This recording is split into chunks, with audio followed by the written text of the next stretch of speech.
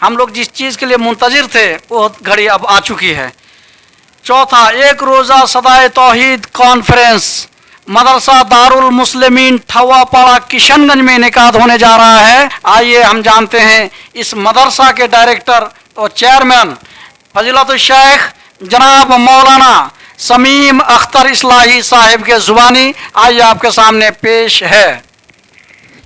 अस्सलामु अलैकुम वरहमतुल्लाहि वबरकातुहू।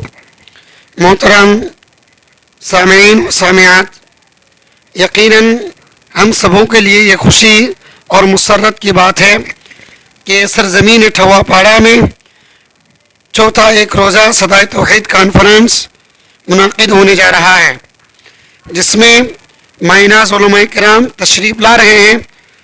मुक़र्रिर खुसूसी फ़ज़ीलत शेख सैयद मेराज रब्बानी हफ़िज़हुल्लाह दाई व मुबल्लिग सऊदी अरब अल्हम्दुलिल्लाह पहुँच चुके हैं। लिहाजा आप तमाम से गुजारिश है, अपील है कि 15 नवंबर 12 बुधवार बावक्त बाद नमाज असर ता 11 बजे रात आप ज़रूर तशरीफ़ लाएँ और मुअज़्ज़ज़ उलमाए किराम के बयानात से मुस्तफ़िज़ हों।